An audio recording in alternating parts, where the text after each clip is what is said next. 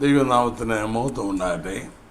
ഈ നേതൃത്വത്തിലേക്ക് ഇവരെയും സ്വാഗതം ചെയ്യുന്നു.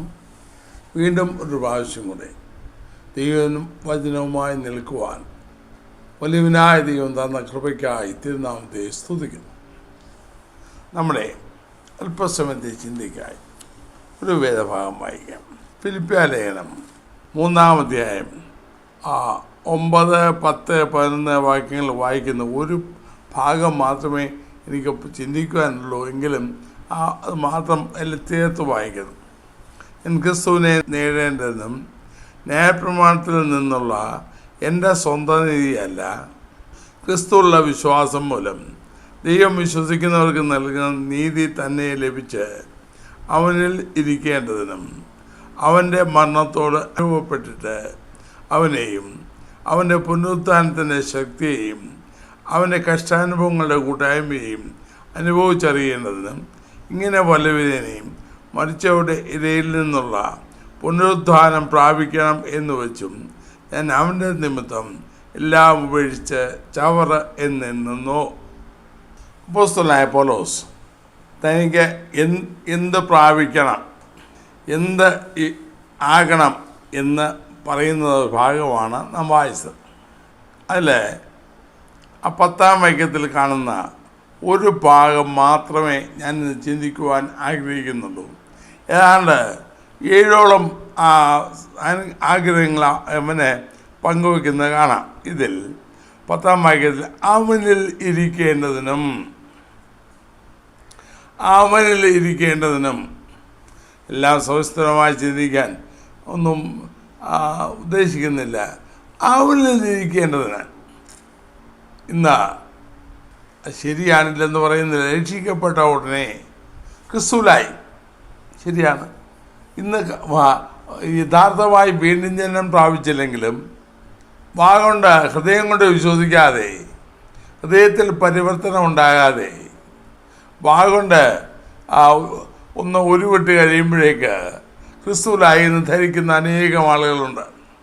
ഞാൻ പലരോടും ഈ ദിവസങ്ങളിൽ ചോദിക്കാറുണ്ട്, വീണ്ടും ജനന അനുഭവം പ്രാപിച്ചിട്ടുണ്ടോ ചോദിക്കുമ്പോൾ അവർക്ക് സംശയമാണ്, ചിന്താക്കുഴപ്പമാണ്.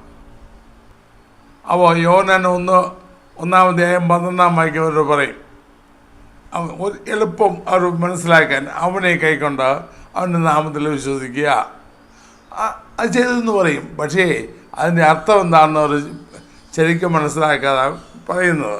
പോട്ടെ, അങ്ങോട്ട് ഞാൻ കിടക്കുന്നില്ല. ഇനി ക്രിസ്തുവിലിരിക്കണം.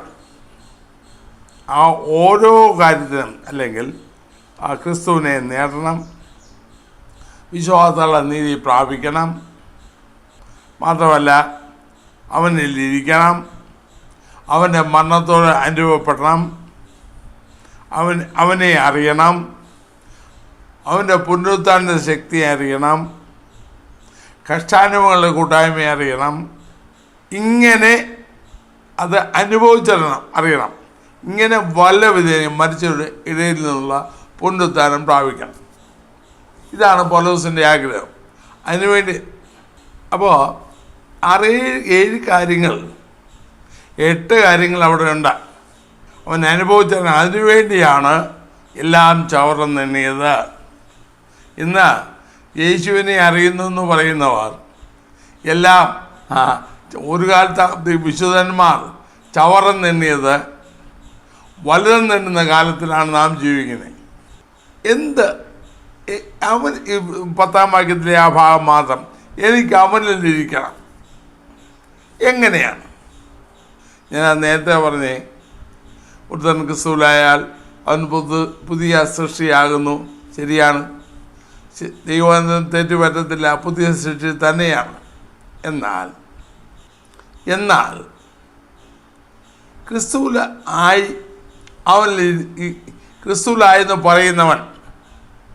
ക്രിസ്തുവിലായി എന്ന് പറയുന്നവൻ വാക്കുകൊണ്ടല്ല, ജീവിതം കൊണ്ട് അതിന് വ്യക്തമായ അനുഭവത്തിൻ്റെ വ്യക്തമായ അടയാളത്തിലേക്ക് അടക്കും. ഇവിടെ ഒരുത്തൻ പറയുന്നു, പൗലോസ് പറയുന്നു, എനിക്ക് അവനിലിരിക്കണം. എങ്ങനെയാണ്? ഏതുപോലെ? പുതിയ നിയമത്തിൽ 3 ചിത്രങ്ങൾ നമുക്ക് കാണാം. നാം അത് നമ്മുടെ ജീവിതത്തിൽ പ്രായോഗികമാക്കിയാൽ, അല്ലെങ്കിൽ അത് മനസ്സിലാക്കിയാൽ, അവനിൽ ഇരിക്കുന്നതിൻ്റെ ശ്രേഷ്ഠത നാം മനസ്സിലാക്കും. നാം അറിയും. വെറുതെ അവനിലിരിക്കുന്നു പറഞ്ഞിട്ടായോ? ഏതുപോലെ അവനിലിരിക്കുക. ഞാൻ 3 ചിത്രങ്ങൾ പ്രിയപ്പെട്ടവന് മുൻപിൽ വയ്ക്കാം. അവനിലിരിക്കുന്ന വാഗൊണ്ട് പറഞ്ഞിട്ടായില്ലല്ലോ. ഏതുപോലെ, എത്ര നാൾ? കൊലോസ്യ ലേഖനം 2-ാം അധ്യായം 6-ാം വാക്യത്തിൽ ഒരു ചിത്രം കാണാം. ആകയാൽ നിങ്ങൾ കർത്താവായ ക്രിസ്തുയേശുവിനെ സ്വീകരിച്ചതുപോലെ അവൻ്റെ കൂട്ടായ്മയിൽ നടപ്പിൻ. അടുത്ത വാക്യം, അവനിൽ വേരൂന്നിയും ആത്മീയവർദ്ധന പ്രാപിച്ചും നിങ്ങൾക്ക് ഉപദേശം തന്നതിനൊത്തോണം വിശ്വാസത്തിൽ ഉറച്ചും സ്തോത്രത്തിൽ കവിഞ്ഞും ഇരിപ്പിൻ. അവനിൽ വേരൂന്നിയും, ക്രിസ്തുയേശുവിനെ കൈക്കൊണ്ടോ അതുപോലെ അവൻ്റെ കൂട്ടായ്മയിൽ നടപ്പിന്നാണ് പഴയ മലയാളം ബൈബിൾ. പക്ഷേ അവനിൽ നടപ്പിൻ. യേശുവിൻ്റെ കൂടെ നടക്കാനല്ലല്ലോ ക്രിസ്തീയ ജീവിതം, അവനിലുള്ള ജീവിതമാണ്. അപ്പോൾ അവനിൽ നടപ്പിൻ. എങ്ങനെ? അടുത്ത വാക്യം അതാണ് പറയുന്നത്. എങ്ങനെ? അവനിൽ വേരൂന്നിയും. സാധാരണ വേരൂന്നുന്നത് ഈ മണ്ണും ചെടിയുമായുള്ള ബന്ധത്തിലാണല്ലോ. അല്ലെങ്കിൽ ഭൂമിയിൽ ഒരു ചെടി നടുമ്പോൾ മണ്ണിൽ നടന്നു അത് വേരുന്നു. അപ്പോൾ ആ ചിത്രമാണ് ഇവിടെ ഉള്ളത്. അല്ലെങ്കിൽ മണ്ണിൽ ഒരു ചെടി എങ്ങനെ വേരുന്നു, ഒരു ചെടി നട്ടിട്ട് അതെങ്ങനെ വേരുന്നുവോ അതുപോലെ അതിനർത്ഥം എന്താണ്? ഒരു ചെടിക്ക് അതിൻ്റെ നിലനിൽപ്പ് തന്നെ മണ്ണുമായുള്ള സമ്പർക്കത്തിലാണ്. ഇപ്പോൾ ഒരു തൈ കൊണ്ട് നട്ടു, അത് 1 മാസം കഴിഞ്ഞ് അവിടുന്ന് പറിച്ച് വേറെടുത്ത് വെച്ചു. 2 മാസം കഴിഞ്ഞ് പിന്നെയും പറിച്ചു. അത് മണ്ണുമായി സമ്പർക്കമില്ലാത്ത നിലയിൽ ഒരു കോൺക്രീറ്റ് തറയിലോ മറ്റോ ഇടുകയാണെങ്കിൽ ഉണങ്ങിപ്പോവും. അല്ലെങ്കിൽ പാറപ്പുറത്തിട്ടാൽ ഉണങ്ങിപ്പോവും. അപ്പോൾ മണ്ണിലൊരു ചെടി പോലെ കർത്താവായ ക്രിസ്തുയേശുവിനെ കൈക്കൊണ്ടവർ അവരുടെ നിലനിൽപ്പിന് മണ്ണിൽ നിന്ന് എന്ന് ചെടി മാറ്റുന്നോ അന്ന് തന്നെ ആ ജീവൻ നഷ്ടപ്പെടാൻ ആരംഭിക്കുന്നു. ഇതുപോലെ എൻ്റെ എല്ലാത്തിനും എൻ്റെ നിലനിൽപ്പിന് മുഴുവൻ ഒരു ചെടി മണ്ണിനോട് എത്രത്തോളം ചേർന്നിരിക്കുന്നോ, പിരിക്കാനാവാത്ത വിധത്തിൽ ചേർന്നിരിക്കുന്നോ അത്രത്തോളമേ അതിന് നിലനിൽപ്പുള്ളൂ. അങ്ങനെ വരുമ്പോൾ കർത്താവായ ക്രിസ്തുവിനെ കൈക്കൊണ്ടവർ അവനിൽ വേരൂന്നുന്നത് പോലെ എനിക്ക് അവനിൽ ഇരിക്കണം എന്ന് പൗലോസ് പറയുമ്പോൾ ഒരു ചെടിയെ പോലെ ഒരിക്കലും പിരിയാതെ അതിൻ്റെ നിലനിൽപ്പിന് മുഴുവൻ അത് മണ്ണുമായിട്ട് ബന്ധപ്പെട്ടിരിക്കുന്നു. ഞാൻ നേരത്തെ പറഞ്ഞ പോലെ ഭൂമിയിൽ നിന്ന് ഒരു ചെടി പിഴുത് ഒരു പാറപ്പുറത്തിട്ടാൽ കഴിഞ്ഞു, അതിന് നിലനിൽപ്പ് കഴിഞ്ഞു. ഇതുപോലെ കർത്താവായ ക്രിസ്തുയേശുവിനെ കൈക്കൊണ്ടവർ അവനിൽ ഇരിക്കണം, അവനിൽ തന്നെ ഇരിക്കണം. 1. 2. യോഹന്നാന്റെ സുവിശേഷം 15-ാം അധ്യായത്തിൽ കർത്താവ് പറഞ്ഞ ഒരു വാചകമുണ്ടല്ലോ. 15-ാം അധ്യായം 4-ാം വാക്യം, എന്നിൽ വസിപ്പിൻ, ഞാൻ നിങ്ങളിലും വസിക്കും. കൊമ്പിന് മുന്തിരിവള്ളിയിൽ വസിച്ചിട്ടല്ലാതെ സ്വയമായി കായ്പാൻ കഴിയാത്തതുപോലെ എന്നിൽ വസിച്ചിട്ടല്ലാതെ നിങ്ങൾക്കും കഴിയുകയില്ല. അപ്പോൾ രണ്ടാമത് ഒരു വൃക്ഷത്തിൻ്റെ ശിഖരത്തെ, കൊമ്പിനെ സാക്ഷ്യപ്പെടുത്തി പറയുന്നു. ഒരു കൊമ്പിൻ്റെ എത്ര ഇലയോ അല്ലെങ്കിൽ എത്ര ഫലവൃക്ഷിയുള്ളതോ ആയാലും ഒരു കൊമ്പിന് അതിൻ്റെ തായ് മരത്തോട് എത്രത്തോളം ചേർന്നിരിക്കുന്നോ അത്രത്തോളം മാത്രമേ നിലനിൽപ്പുള്ളൂ. അപ്പോൾ അവനിൽ ഇരിക്കണം എന്ന് പറയുമ്പോൾ, അല്ലെങ്കിൽ കർത്താവിൽ ഇരിക്കണം എന്ന് പറയുമ്പോൾ ഒരു പിരിക്കാനാവാത്ത വിധത്തിൽ തായ്മരത്തോട് ചേർന്നിരിക്കുക. പിരിക്കാനാവാത്ത വിധത്തിൽ അതിൽ നിന്ന് ഒടിഞ്ഞു പോയോ?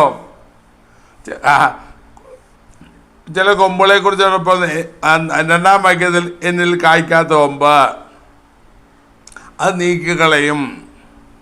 അപ്പോൾ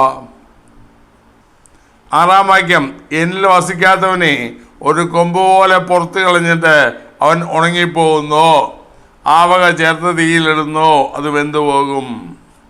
അപ്പോൾ ആ ഉണങ്ങുന്ന കൊമ്പുമുണ്ട്, ഉണങ്ങിപ്പോകുന്ന കൊമ്പുമുണ്ട്, അതിൽ വസിക്കുന്ന കൊമ്പുമുണ്ട്, നീക്കിക്കളയുന്ന കൊമ്പുമുണ്ട്, ഫലം കായ്ക്കാത്ത കൊമ്പുമുണ്ട്. കർത്താവ് തന്നെയാണ് അത് പറഞ്ഞത്. അപ്പോൾ ഒരു കൊമ്പ് എങ്ങനെ അതിൻ്റെ നിലനിൽപ്പിന് വേണ്ടി, അതിൻ്റെ ജീവന് വേണ്ടി അതിൻ്റെ തായ്മരത്തോട് ചേർന്നിരിക്കുന്നോ അതുപോലെ കർത്താവിൽ വസിപ്പീൻ, അല്ലെങ്കിൽ ഒരിക്കലും പിരിക്കാനാവാത്ത പോലെ, മണ്ണിലൊരു ചെടി പോലെ, മരത്തിലൊരു ചെടിക്കുള്ളിൽ അല്ലെ മരത്തിൽ ഒരു കൊമ്പായിരിക്കുന്ന പോലെ കർത്താവായ യേശുവിൽ തായ്മരമായ ക്രിസ്തുവിനോട് ചേർന്നിരിക്കുന്ന, ഒരിക്കലും പിരിക്കാനാവാത്ത നിസ്തുലമായ ബന്ധത്തിലിരിക്കുന്ന ക്രിസ്തീയ ജീവിതം. അപ്പോൾ എനിക്ക് അവനിലിരിക്കണം എന്ന് പൗലോസ് പറഞ്ഞപ്പോൾ ഇതാണ്, കൊമ്പിന് പ്രശംസിപ്പാനൊന്നുമില്ല, അതിൻ്റെ നിലനിൽപ്പ് അത് കായ്ക്കുന്നത് എല്ലാം ആ തായ്മരത്തോടുള്ള ബന്ധത്തിലാണ്. അതിനകത്തൊന്ന് മാറ്റിയോ അത് പോയി, അന്ന് ഉണങ്ങി ഒന്നിനും കൊള്ളത്തില്ല. 3-ാമത് ചിത്രം കൂടെ ഞാൻ 1 കൊരിന്ത്യർ 12-ാം അധ്യായം 13-ാം വാക്യത്തിൽ കാണാം. 1 കൊരിന്ത്യർ 12-ാം അധ്യായം 13-ാം വാക്യത്തിൽ 3-ാമത്തെ ചിത്രം കാണാം. ശരീരമൊന്നും അതിന് അവയവം പലതും, ശരീരത്തിൻ്റെ അവയവം പലതായിരിക്കെ എല്ലാം ഒരു ശരീരവും ആയിരിക്കുന്നത് പോലെ ആകുന്നു ക്രിസ്തുവും. യഹൂദന്മാരോ യവനന്മാരോ ദാസന്മാരോ സ്വതന്ത്രരോ നാം എല്ലാവരും ഏക ശരീരമാകുമാറ് ഒരേ ആത്മാവിൽ സ്നാനമേറ്റും എല്ലാവരും ഒരേ ആത്മാവിനെ പാനം ചെയ്തും ഇരിക്കുന്നു. ശരീരം ഒരവയവമല്ല, പലതത്രേ. അപ്പോൾ ഒരു ശരീരത്തിലെ അവയവം, ക്രിസ്തു എന്ന തലയുടെ ഭാഗമായ ശരീരഭാഗങ്ങൾ നമുക്കറിയാമല്ലോ. ശരീരത്തിൽ നിന്ന് ഒരവയവം മാറ്റിയാൽ പിന്നെ അവയവത്തിന് നിലനിൽപ്പില്ല, അതിന് നിലനിൽപ്പില്ല, പോയി. അപ്പോൾ ഈ 3 ചിത്രങ്ങളും, ഒന്ന് മണ്ണിൽ ചെടി പോലെ അവനിലിരിക്കണമെന്ന് ഫിലിപ്പിയത്തിൽ പൗലോസ് പറയുമ്പോൾ ഏതുപോലെ എന്നാണ് എനിക്ക് പറയാനുള്ളത്? മണ്ണിലൊരു ചെടി പോലെ ഒരിക്കലും പിരിയാതെ അതിൻ്റെ നിലനിൽപ്പ് മുഴുവൻ ആ മണ്ണുമാല ബന്ധത്തിൽ ഇരിക്കുന്ന കാലമേ ഉള്ളൂ. 2, വൃക്ഷത്തിലൊരു കൊമ്പ് പോലെ, ആ കൊമ്പ് ഒടിഞ്ഞു പോയാൽ വൃക്ഷത്തിന് കേടുപറ്റില്ലെങ്കിലും കൊമ്പിൻ്റെ കാര്യം കഴിഞ്ഞു. പിരിക്കാനാവാത്ത, ഒരു വിധത്തിലും പിരിക്കാനാവാത്ത വിധത്തിൽ. 3, ഒരു ശരീരത്തിലെ ഒരു അവയവം പോലെ പിരിക്കാനാവാത്ത വിധത്തിൽ, ഒരു ശക്തിക്കും പിരിക്കാനാവാത്ത വിധത്തിൽ ചേർന്നിരിക്കുക. ഇതാണ് അവനിൽ ഇരിക്കുക എന്ന് പറയുമ്പോൾ ഈ 3 ചിത്രമാണ് നമ്മുടെ മുൻപിലുള്ളത്.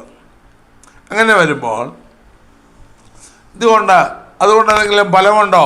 ഉണ്ട്. ആ ബന്ധത്തിൽ ഈ 3 ചിത്രത്തിലും 3 അനുഭവം കൂടെ കാണാം.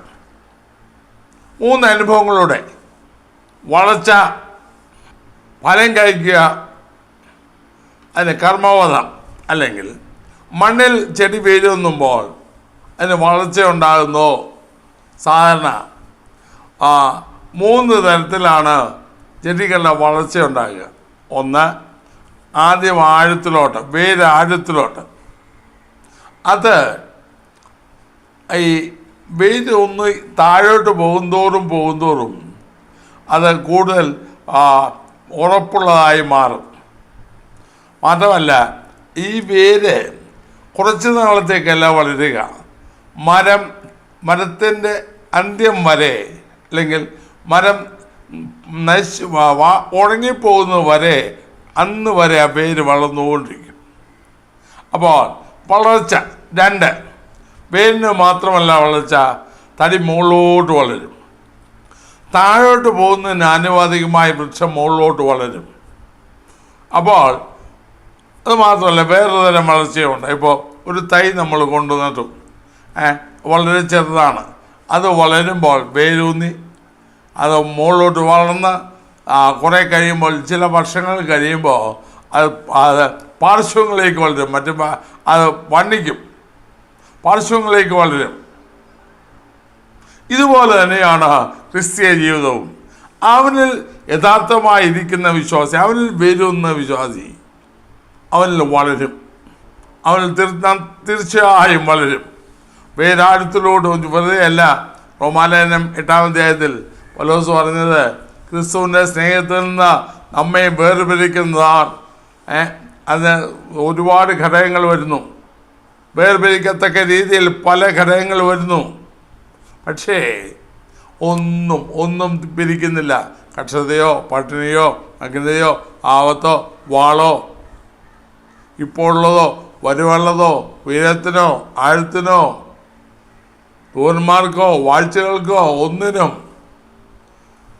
പിന്നെ പറഞ്ഞു, നിന്റെ മുതൽ ഞങ്ങളെ ഇടവാതെ കൊല്ലുന്നു, അറപ്പാനുള്ള ആറുകളെ പോലെ ഞങ്ങളെ എണ്ണുന്നു. പക്ഷേ ഒന്നിനും നമ്മുടെ കർത്താവായ യേശുക്രിസ്തുവിലുള്ള ദൈവസ്നേഹത്തിൽ നിന്ന് നമ്മെ വേറെ പിരിപ്പാൻ കഴിയുകയില്ലെന്ന് ഉറച്ചു വരിക്കുന്നു. കാരണം വേര് അടുത്തുള്ളൊരു പോകല്ലേ. ഒരു ചെടിയുടെ വേര് ആഴത്തിലോട്ട് വേര് ആഴത്തിലോട്ട് പോകുന്തോറും ഭൂമിക്കരിയിൽ നിന്ന് അത് പോഷകങ്ങൾ വലിച്ചെടുക്കുക മാത്രമല്ല, അതിൻ്റെ വൃക്ഷത്തിൻ്റെ ഉറപ്പ് കൂടും. യിരെമ്യാപ്രവചനം 17-ാം അധ്യായത്തിൽ 7-8 വാക്യങ്ങൾ അത് ശ്രദ്ധിക്കുക. യഹോവയിൽ ആശ്രയിക്കുകയും യഹോവ തന്നെ ആശ്രയമായിരിക്കുകയും ചെയ്യുന്ന മനുഷ്യൻ ഭാഗ്യവാൻ. അവൻ വെള്ളത്തിനരികെ നട്ടിരിക്കുന്നതും ആരരികെ വേരൂന്നിയിരിക്കുന്നതുമായ വൃക്ഷം പോലെയാകും. വൃക്ഷം തട്ടുമ്പോൾ അത് പേടിക്കുകയില്ല. അതിന് ഇല പച്ചയായിരിക്കും. വരൾച്ചയുള്ള കാലത്തും വാട്ടം തട്ടാതെ ഫലം കായ്ച്ചുകൊണ്ടിരിക്കും. യഹോവയിൽ ആശ്രയിക്കുകയും യഹോവ തന്നെ ആശ്രയമായിരിക്കുന്ന മനുഷ്യൻ, മറ്റു വാക്കുകളിൽ പറഞ്ഞാൽ ക്രിസ്തുവിൽ വേരൂന്നുന്ന, അവനിൽ വേരൂന്നുന്ന ഒരു വിശ്വാസി എത്ര വരൾച്ച വന്നാലും അവന് വാട്ടം തട്ടുകയില്ല. അതിൻ്റെ ഇല പച്ചയായിരിക്കും. കാരണം ആ നിലനിൽപ്പിന് വേണ്ടതെല്ലാം യേശു ക്രിസ്തുവിലുണ്ട്. ക്രിസ്തുവിൽ വേരൂന്നി വർദ്ധിച്ചു വരുന്നു, വളർന്നു വരുന്നു.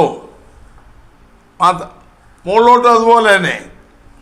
പിന്നെ പാർശ്വങ്ങളിലേക്ക് അത് ക്ഷീണിക്കത്തില്ല, മെലിഞ്ഞു പോകത്തില്ല. ഞാൻ ഉദ്ദേശിക്കുന്നത് ഭൗമികമായ അർത്ഥത്തിലല്ല, ലോകത്തിന് എല്ലാം കിട്ടുമെന്നുള്ള അർത്ഥത്തിലല്ല. ഒന്നുമില്ലെങ്കിലും അവൻ ഭക്ഷിയായിരിക്കും. വരൾച്ചയുള്ള കാലത്തും അതിന് വാട്ടം തരത്തില്ല. കാരണം ആശ്രയം യേശുവിലാണ്. ആശ്രയം യേശുവിൽ. ഇന്ന് കർത്താവിനെ ഉപയോഗിച്ച് പലതും ഉണ്ടാക്കുകയല്ലേ ചെയ്യുക.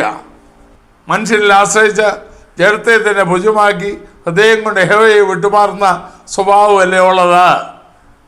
മാത്രമല്ല, നമ്മൾ മുൻ വീഡിയോകളൊക്കെ പറഞ്ഞിട്ടുള്ളതാണ്. ഇന്ന് ഈ യേശയ്യാ പറഞ്ഞതുപോലെ, കർത്താവ് മത്തായിയിൽ ഉദ്ധരിച്ചതുപോലെ, ഈ ജനം അടുത്തു വന്ന് വായ് കൊണ്ട് മാത്രം കൊണ്ട് എന്നെ ബഹുമാനിക്കുന്നു, അവരുടെ ഹൃദയമോ എന്നെ വിട്ട് ദൂരത്തകന്നിരിക്കുന്നു എന്ന് പറഞ്ഞതുപോലല്ലേ സംഭവിക്കുന്നേ. എന്നാൽ യഥാർത്ഥമായി കർത്താവിലിരിക്കുന്ന ഒരു മനുഷ്യൻ, അവൻ വളർച്ചയുണ്ടായിരിക്കും, വളർന്നുകൊണ്ടേയിരിക്കും, വാട്ടം തട്ടുകയില്ല. അവൻ്റെ ഇല പച്ചയായിരിക്കും. അവൻ പച്ച വെച്ചും പുക്ഷി പിടിച്ചും ഇരിക്കും. 84-ാം സങ്കീർത്തനത്തിൽ ഒരു വാക്യമുണ്ടല്ലോ, യഹോവയുടെ ആലയത്തിൽ നടുതലയായവർ നമ്മുടെ ദൈവത്തിൻ്റെ പ്രകാരങ്ങൾ താഴേക്കും വാർദ്ധക്യത്തിലും അവർ ഫലം കായ്ച്ചുകൊണ്ടിരിക്കും. പച്ച വെച്ചും പുക്ഷി പിടിച്ചു വരിക്കും, വാർദ്ധക്യത്തിലും ഫലം കായ്ച്ചുകൊണ്ടിരിക്കും. വാട്ടം തട്ടാതെ.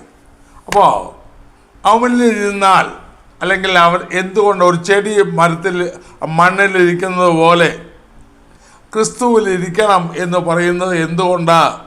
പൗലോസ് ഈ മാതൃക കാണിച്ചു തന്നു. എനിക്ക് അവനിൽ ഇരിക്കണം എന്ന് പറഞ്ഞ് എന്തുകൊണ്ട്? അവനിൽ ഇരുന്നാൽ മാത്രമേ വളർച്ചയുള്ളൂ. ക്രിസ്തുവിന് പുറത്ത് ആത്മീയ വളർച്ചയില്ല. ക്രിസ്തുവിനെ വിട്ടാൽ ആത്മീയ വളർച്ചയില്ല. അവൻ വേരൂന്നി ആത്മീയ വർദ്ധനം പ്രാപിച്ച സ്തോത്രത്തിൽ കവിഞ്ഞ് ഞാൻ പറഞ്ഞ 3 തരം വളർച്ചയെ അവിടെ കാണാം. വേരുന്നു, വേരാഴത്തിലേക്ക് പോകുന്നു, ആത്മീയ വർദ്ധനം പ്രാപിക്കുന്നു, മുകളോട്ട് വളരുന്നു, സ്തോത്രത്തിൽ കവിഞ്ഞ് ഉന്നതമായ ആത്മീയ അനുഭവങ്ങൾ പ്രാപിക്കുന്നു. ഈ അനുഭവം നമുക്ക് പറയാനുണ്ടോ? ഞാൻ യേശുവിൽ തന്നെ ഇരിക്കുന്നു, കർത്താവിനോട് ചേർന്നിരിക്കുന്നു, ക്രിസ്തുവിൻ്റെ സ്നേഹത്തിൽ നിന്ന് ഒരു ശക്തിക്കും എന്നെ വേർപിരിക്കാൻ ഞാൻ ഇടം കൊടുക്കത്തില്ല എന്ന് ധൈര്യമായി പറയുവാൻ നമുക്ക് കഴിയുമോ? നാം അവനിലാണോ? അവനിൽ വേരുന്നോ? അതോ ബാഹ്യമായ ഭൗതികമായ താല്പര്യങ്ങൾക്ക് വേണ്ടി കർത്താവിനെ സേവിക്കുന്നോ? അവൻ വേരുന്നവൻ പുഷ്ടിയോടെ വളരും. പാർശ്വങ്ങളിലേക്ക് ഒരു ചെടി വളരുന്ന പോലെ 10 കൊല്ലം മുമ്പുള്ള അവസ്ഥയായിരിക്കില്ല ഇന്ന്. പുഷ്ടിയോടെ, ആരോഗ്യത്തോടെ, കരുത്തോടെ, ചൈതന്യത്തോടെ, ദൈവസ്നേഹത്തോടെ, ദൈവകൃപയോടെ ബലപ്പെട്ട് വളരും. 2, ഞാനത് വേഗത്തിൽ മുന്നോട്ട് നീങ്ങട്ടെ. കൊമ്പ്, വൃക്ഷത്തിൽ കൊമ്പ് പോലെ. അതെന്തിനെ കാണിക്കുന്നേ? ഒന്നാമത്തേത് വളർച്ചയെ കാണിക്കുന്നു. രണ്ടാമത്തേത് വൃക്ഷത്തിൽ ഒരു കൊമ്പ് പോലെ, അത് ഫലം കായ്ക്കുന്നതിനെ കുറിച്ച് പറയുന്നു. ഫലം കായ്ക്കുക. കർത്താവ് പറഞ്ഞാൽ അവൻ കൊമ്പിന് മുന്തിരിവള്ളിയിൽ വസിച്ചിട്ടല്ലാതെ ഫലം കായ്പാൻ കഴിയാത്തതുപോലെ എന്നിൽ വസിച്ചിട്ടല്ലാതെ നിങ്ങൾക്ക് കഴിയുകയില്ല.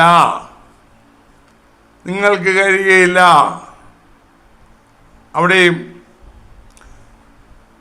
ഫലം കായ്ക്കുന്നതിനെ കുറിച്ച് പറയുന്നു. അധികം ഫലം കായ്ക്കാത്തതുകൊണ്ട് കായ്ക്കുന്നത് ഫലം കായ്ക്കുന്നത് ചെത്തിപ്പൊട്ടി പാക്കപ്പെടുന്നു. മാത്രമല്ല അധികം ഫലം കായ്ക്കുന്നു, ധാരാളം ഫലം കായ്ക്കുന്നു. 8-ാം വാക്യം, നിങ്ങൾ വളരെ ഫലം കായ്ക്കുന്നതിനാൽ എൻ്റെ പിതാവ് മഹത്വപ്പെടുന്നു. വളരെ ഫലം, അത് ഇംഗ്ലീഷ് ഞാനിങ്ങനെ പറയാറുണ്ട്, മച്ച് മോർ ആൻഡ് അബണ്ടൻറ്റ്.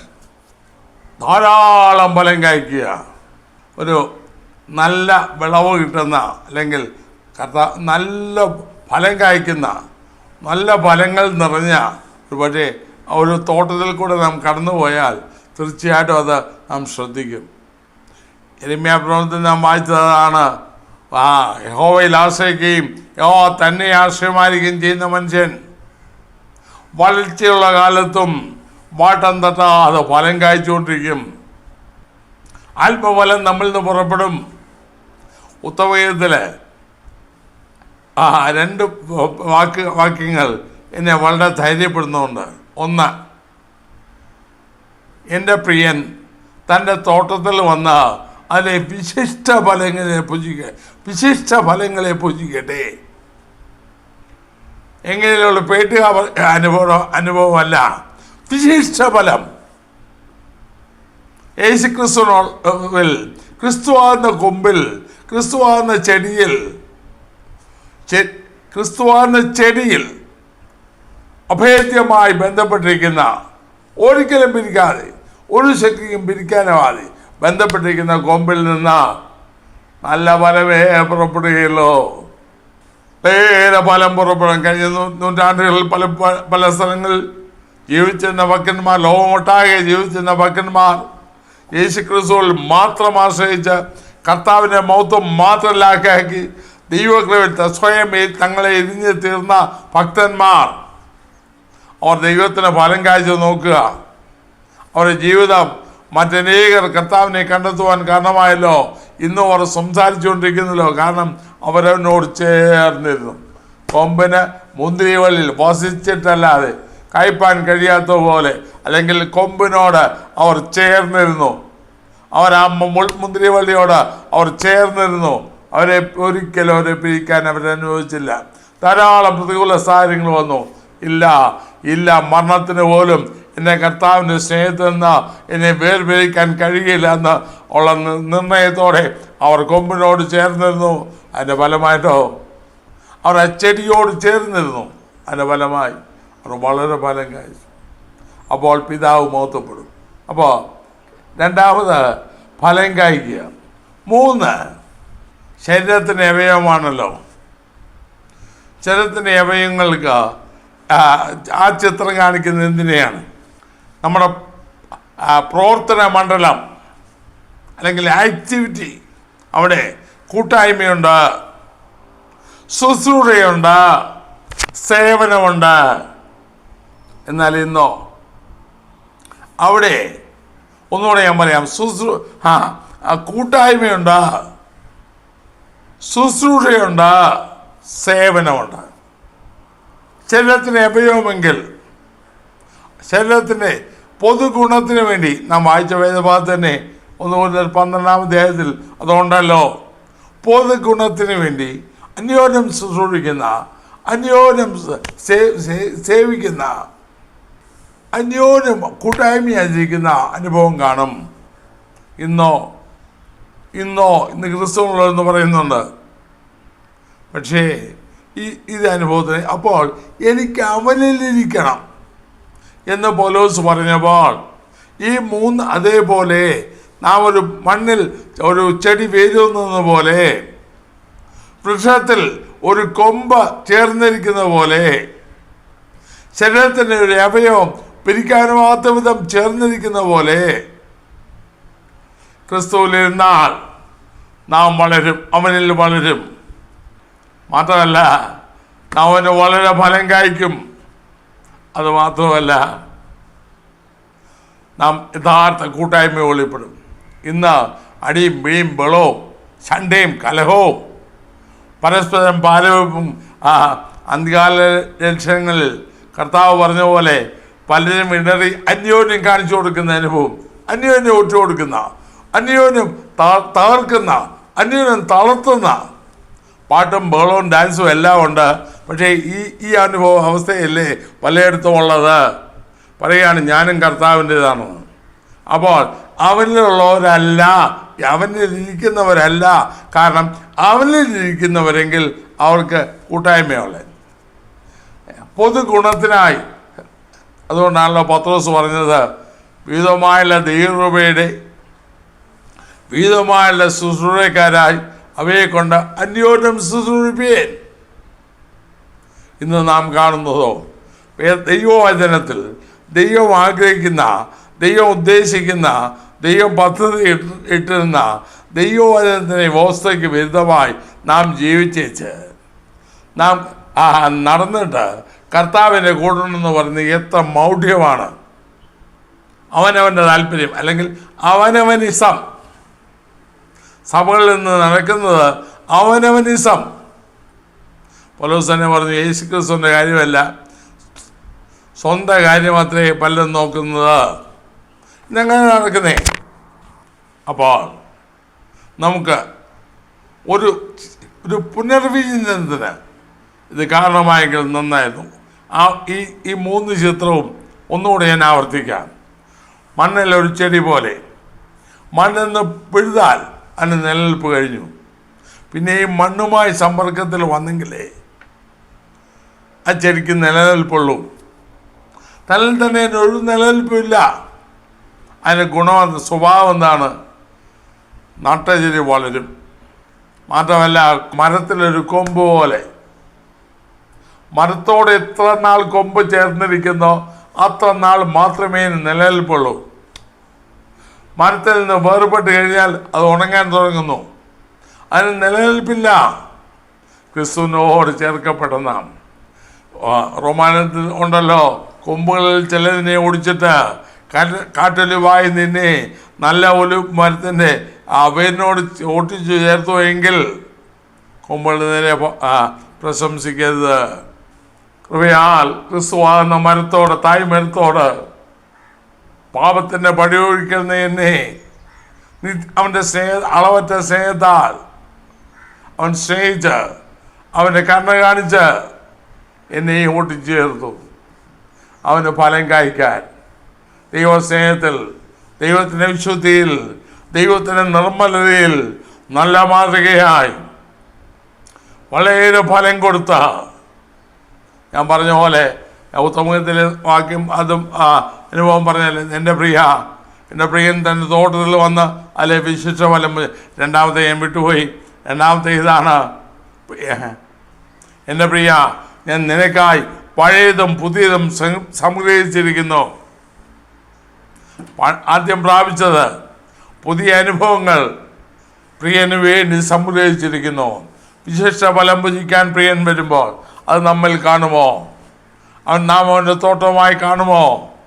അതോ ഒന്നുമില്ലാതെ എന്നിൽ കായ്ക്കാത്ത വൃക്ഷമൊക്കെയും അവൻ നീക്കികളെയും അവ തീയിലൊരു ചുട്ടുകളെന്ന പറഞ്ഞ പോലെ നമ്മുടെ ജീവിതത്തിൽ സംഭവിപ്പാനിടയാകരുത്. മാത്രമല്ല, ശരീരത്തിലൊരു അവയവം പോലെ, ശരീരത്തിൽ എത്രയോ അവയവങ്ങളുണ്ട്, അതുപോലെ ക്രിസ്തുവിനോട്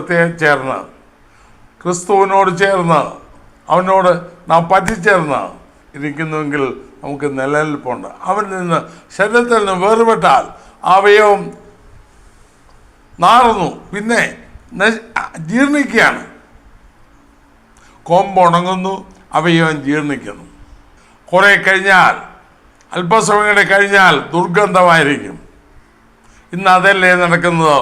ക്രിസ്തുവിനോട് ചേർന്നിരിക്കുന്നവർ നല്ല ഫലം കൊടുക്കുമ്പോൾ, ക്രിസ്തുവിനോട് ചേർന്നിരിക്കുന്നവർ അനുഗ്രഹിക്കപ്പെട്ട കൂട്ടായ്മയും അന്യോന്യം ശുശ്രൂഷയും ദൈവസ്നേഹത്തിന് വ്യാപാരവും അവരിൽ കൂടെ വെളിപ്പെടുമ്പോൾ, ക്രിസ്തുവിനെ വിട്ടകന്നവർ ദുർഗന്ധം വയ്ക്കും. നാം അന്യോന്യം ഉപദ്രവിക്കുകയും ചണ്ട കൂടുകയും അനാത്മീയമായി പെരുമാറുകയും ചെയ്താൽ അതിൻ്റെ അർത്ഥം ക്രിസ്തുവിലിരിക്കുന്നവരെന്നല്ല, ശരീരത്തെ വിട്ടാകുന്നു. അതുകൊണ്ടാണ് ദുർഗന്ധം വമിക്കുന്നത്. അതുകൊണ്ടാണ് നല്ല മാതൃകയില്ലാത്തത്. അപ്പോൾ പൗലോസ് പറഞ്ഞ പോലെ നമുക്കും പറയാൻ കഴിയുമോ? എനിക്ക് അവനിലിരിക്കണം, മണ്ണിലൊച്ചരി പോലെ അവനിലിരിക്കണം. വൃക്ഷത്തിൻ്റെ ഒരു കൊമ്പ് പോലെ അവനോട് ചേർന്നിരിക്കണം. അവൻ്റെ ഫലം എന്നിൽ കൂടെ പുറം. കൊമ്പിൻ്റെ ശക്തി കൊണ്ടല്ലോ ഫലം കായ്ക്കുന്നേ. വേര് എന്തെടുത്ത് കൊടുക്കുന്നോ അതാണല്ലോ കൊമ്പിൽ വരുന്നത്. ഇതുപോലെ യേശു ക്രിസ്തുവിലുള്ള ശ്രേഷ്ഠ സ്വഭാവങ്ങൾ നമ്മൾക്കൂടെ വെളിപ്പെടുന്നെങ്കിൽ എത്ര നന്നായിരുന്നു. അതുമാത്രമല്ല, ശരീരത്തിലെ അവയവങ്ങൾ അതിന് നിലനിൽപ്പിന് മാത്രമല്ല, അവനോട് ചേർന്നിരിക്കുന്ന പോലെ, ചേർന്നിരിക്കുന്നിടത്തോളം കാലം തലയിൽ നിന്ന് എന്ത് നിർദ്ദേശം വരുന്നോ അത് അവയവം അനുസരിച്ച് പൊതുഗുണത്തിനായി പ്രവർത്തിക്കും. ഇതേപോലെ കർത്താവിനോട് ചേർന്നിരുന്ന് അവൻ പിരിയാതെ അവനിലിരുന്ന് ദൈവസ്നേഹം വെളിപ്പെടുത്തി അന്യോന്യം കൂട്ടായ്മയായി സേവന സന്നദ്ധരായി ശുശ്രൂഷിക്കുന്നവരായി നാം മാറും. തീർച്ചയായിട്ടും ആ അനുഭവം നിസ്തുല്യമായിരിക്കും. ഈ വിധത്തിൽ കർത്താവിലിരിക്കുന്ന ദൈവത്തിൽ എല്ലാവർക്കും പ്രയോജനമാകും. ദൈവനാമം മഹത്വപ്പെടും. നാം അതുകൊണ്ടാണ് പൗലോസും പറഞ്ഞത്, അവനിലിരിക്കേണ്ടതിന് അവനിലിരിക്കണം, എനിക്ക് അവനിലിരിക്കണം, അങ്ങനെ ഇരിക്കുന്നതിനായി കാണപ്പെടണം. നമുക്ക് ആഗ്രഹമുണ്ടോ? നമ്മുടെ ജീവിതത്തെ നമുക്ക് പരിശോധിക്കാം. ആഴത്തിൽ നാം കർത്താവിനോട് അഭേദ്യമായി ചെടി പോലെ ബന്ധപ്പെട്ടിരിക്കുന്നു. ഒരു മണ്ണിലൊരു ചെടി പോലെ നാം കർത്താവുമായി ബന്ധപ്പെട്ടിരിക്കുന്നു. വൃക്ഷത്തിൽ ഒരു കൊമ്പ് പോലെ പിരിക്കാനാവാതെ, ഒരിക്കലും വൃക്ഷത്തിൽ നിന്ന് പിരിയാതെ ചേർന്നിരിക്കുന്നു. ശരീരത്തിലെ ഒരു അഭയവും പോലെ അഭേദ്യമായി ബന്ധപ്പെട്ടിരിക്കുന്നു. എങ്കിൽ നാം ആത്മീയമായി വളരും, ആത്മഫലം കായ്ക്കും, ശുശ്രൂഷിക്കും, ദൈവസ്നേഹം നമ്മളിൽ കൂടെ ഒഴുകും, നാം ശുശ്രൂഷിക്കുന്നവരായിരിക്കും. നമ്മുടെ ജീവിതം അനേകർക്ക് പ്രയോജനപ്പെടും. ഇല്ല എങ്കിൽ കഷ്ടം. പൗലോസ് പറഞ്ഞത് അതിനുവേണ്ടിയാണ് എല്ലാം ചവർന്ന് നിന്നത്. എങ്ങനെ അല്ലെങ്കിൽ കർത്താവിലിരിക്കണം. ക്രിസ്തുവിൻ്റെ സ്നേഹത്തിൽ നിന്ന് ഒരു ശക്തിയും എന്നെ വേർപിരിപ്പാൻ ഞാൻ അനുവദിക്കുകയില്ല. നമുക്കും അതേ തീരുമാനം ഉണ്ടെങ്കിൽ നമ്മെ തന്നെ പരിശോധിക്കാം. ഈ അനുഭവത്തിൽ കൂടെ നമ്മെ തന്നെ വിലയിരുത്താം. ദൈവമായ കർത്താവ് നമ്മെ സഹായിക്കട്ടെ. നമുക്ക് പ്രാർത്ഥിക്കാം. കർത്താവേ, സ്നേഹവനായ സ്വർഗീയ പിതാവേ, അവിടുത്തെ കരങ്ങൾ ഞങ്ങളെ ഏൽപ്പിക്കുന്നു.